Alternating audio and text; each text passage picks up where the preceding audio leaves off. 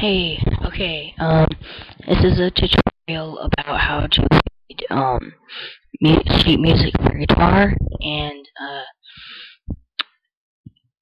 the reason I'm making this is because I was trying to figure out how to read sheet music for guitar when I was learning, and I was too weak because it took me forever to learn, because I had to go through, like, tons of videos to figure out the different notes, that go to your guitar.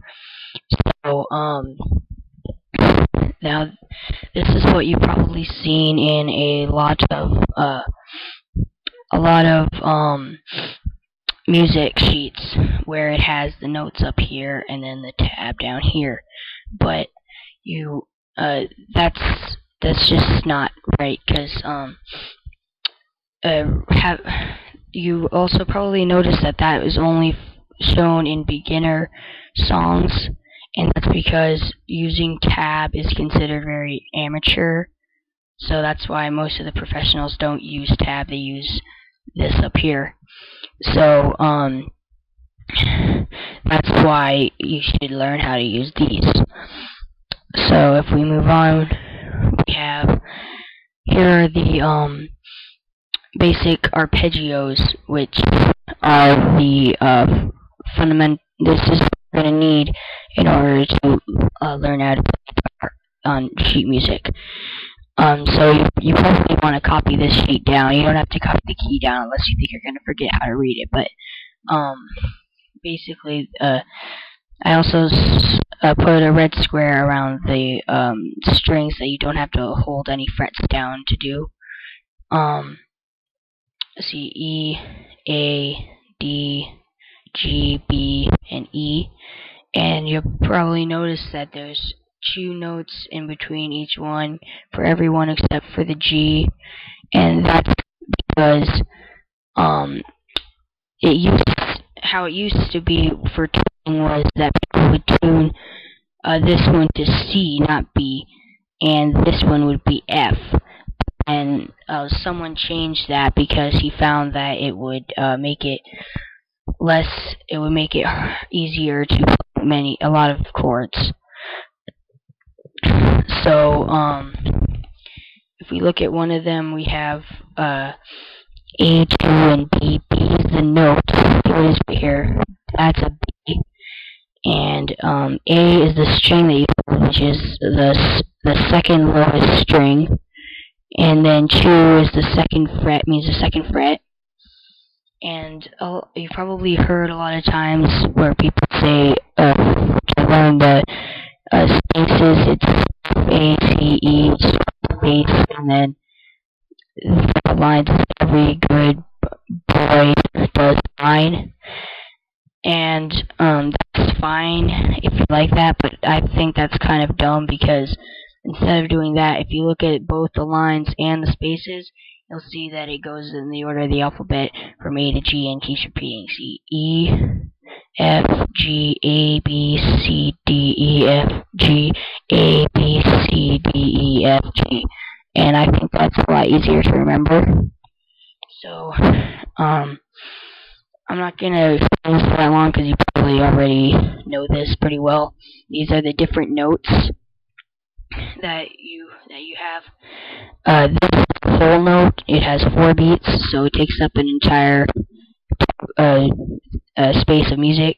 Then this is half note, so it's half of it, and it's 2 beats. Quarter note is what this is. This little guy, which is most common, it's 1 beat. Double 8th note. This is 2 half beats. This is a regular 8th note. It's a little note with a flag. It's just basically one of these. And then we have double 16th note. So that's 2 quarter beats, and the 16th note is 1 quarter beat.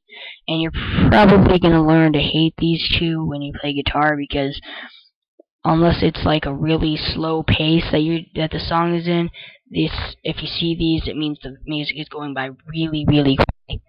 And then we have the different pauses. I'm not sure if they're called pauses, but the names aren't really important. Whole pause is like an upside down hat. It's 4 beats. it pauses for 4 beats. Half pause is a regular half for 2 beats. Quarter pause is this little thing that kind of looks like a 3. It's 1 beat. 8 pause, it looks like 7 with a huge circle on it. It's a pause for 1/2 beat. This is 16th pause. It's like 2 of the last ones put together, and it's 1/4 beat. Up here, I put that you repeat these notes, and that's because you have 2 bars here, which means that you repeat these. And then, also, what you'll see a lot is this. It says moderately slow rock, and it has a note equals 87. And if you have an electronic metronome, which is a thing that helps you keep the beat of it, that helps because you just set it to 87, and you'll know how fast the song goes, so it helps you do the song better. Here's what you'll see mostly in just guitar and other instruments too, but mostly in guitar. This is where you put the arpeggios together, and that makes chords. Pretty much for guitar, like the harder songs, like country songs and stuff, they're like all gonna be like this because they're all chords. They don't use like one string things. And this is where you put the two notes together by putting them right on top of each other, and means you play them together. So here is this is a basic sheet of guitar music for I Vow to Thee, My Country.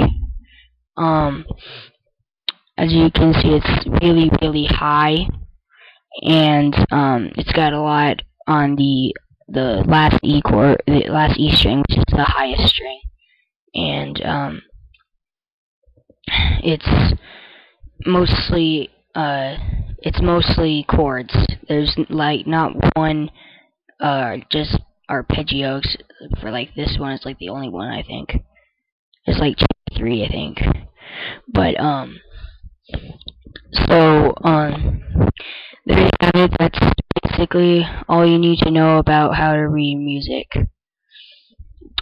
Okay.